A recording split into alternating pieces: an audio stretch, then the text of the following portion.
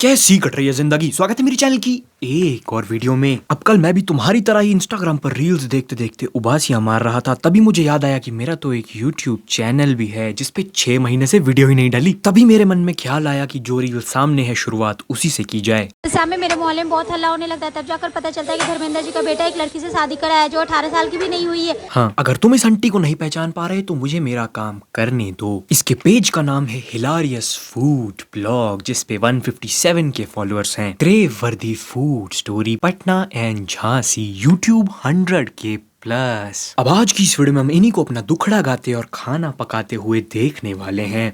कल शाम में मेरे टीचर्स मेरे पापा को कॉल करके बताने लगते हैं कि ये बिल्कुल पढ़ा नहीं करती और इसको 0 नंबर आया है टेस्ट में। रेसिपी अच्छी है मगर मसाले डालने का तरीका भी थोड़ा कैजुअल है। मेरे टीचर्स मेरे पापा को कॉल करके बताने लगते हैं कि ये बिल्कुल पढ़ा नहीं करती और इसको 0 नंबर आया है टेस्ट में। तभी मेरे पापा बहुत गुस्सा हो जाते हैं और हार्पिक लेकर हमको मारने दौड़ते हैं। सब कुछ छोड़ो और चौकड़ी मार के बैठ जाओ। अब इमेजिन करो कि तुम अपनी बेटी को हार्पिक से मार रहे हो। पापा पापा पापा। हाँ जी बेटा, मुझको 0 नंबर आया है। बेटा हमारे जमाने में तो 1 या 2 नंबर हुआ करता था, ये 0 नंबर का है। चिंकी एग्जाम की बात कर रही पापा। आज तुम्हारा श्राद्ध है ना?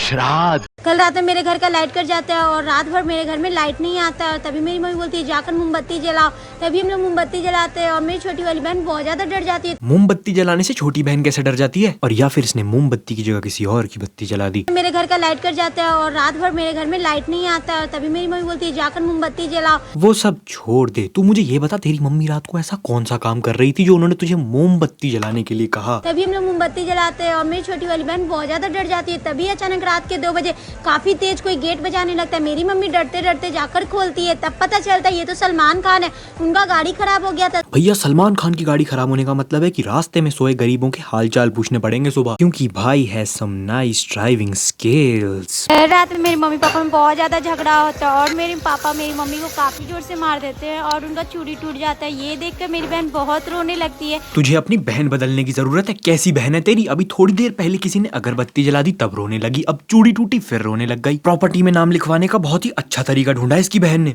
और वो बेहोश हो जाती है। तब तक एम्बुलेंस बुलाकर उसको ले ही जाता है। तब तक मेरी मम्मी बोलती है अब हम इस घर में ही नहीं रहेंगे।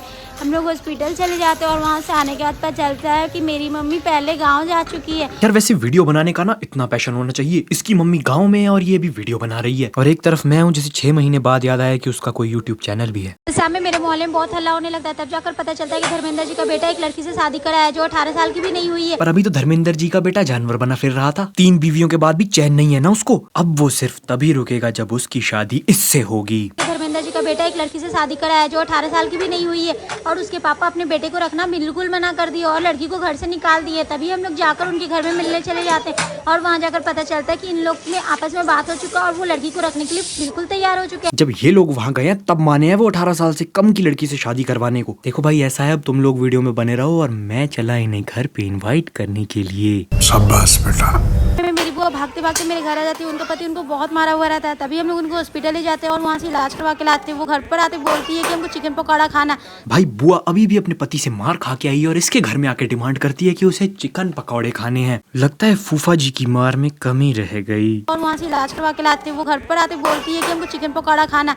तभी हम पापा को बताते हैं। मेरे पापा के पास पैसे नहीं रहते तो वो पकौड़े नहीं ला पाते और मेरी बुआ बहुत रोने लगती है, बहुत नाराज हो जाती है। तो हम आधी रात में सोचते अब हम क्या करें। तभी हम घर पर जाकर चिकन पकौड़ा बनाने लगते हैं। तभी मेरे काफी सारे दोस्त भी घर आ जाते और वो बोलते आधी रात में तुम क्या बना रही हो। अगर मेरी दोस्त आधी रात को घर आ जाए तो मैं उनका स्वागत पकोड़े से मिलती जुलती चीज से करूंगा। हंसों के जोड़े पे तुझे क्या लगा?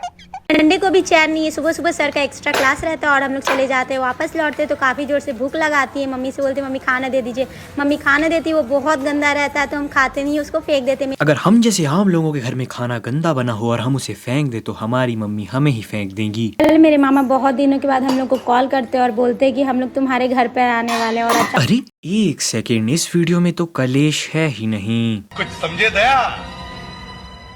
हाँ सर। मुझे ही कुछ करना होगा। कल मेरे मामा बहुत दिनों के बाद हमें कॉल करते हैं और बोलते हैं तुम्हारी मामी भाग गई है। हम उनको बोलते हैं कि ऐसे कैसे हमारी मामी भाग गई। मामा जी हमें बोलते हैं कि हमने उनको बहुत मारा, उनका खून निकल गया और वो घर से भाग गई। फिर कोई हमारा दरवाजा खटखटा रहा होता है। जब हम जाते हैं तो पता चलता है वो तो मामी जी है। मामी घर में आती है और बताती है कि हमारे मामा जी ने उन्हें बहुत मारा। हमने जब उनसे पूछा कि अब आप क्या करेंगी तो वो बोलती हैं कि चुप करो, तुम बेवकूफ लड़की हो, मेरे लिए कुछ खाने के लिए बना के लाओ। फिर हम उनसे पूछते हैं कि मामी जी आप क्या खाएंगी, फिर वो बोलती हैं पालक पनीर बनाओ और हम पालक पनीर बना देते हैं। अरे वाह। बस भैया बस आज की वीडियो का अंत यहीं पे होता है, क्योंकि इससे ज्यादा कलेश मैं नहीं झेल पाऊंगा। अगर इनके घर का कलेश देख के तुम भी आनंदित हुए तो चैनल को सब्सक्राइब कर दो। बाय।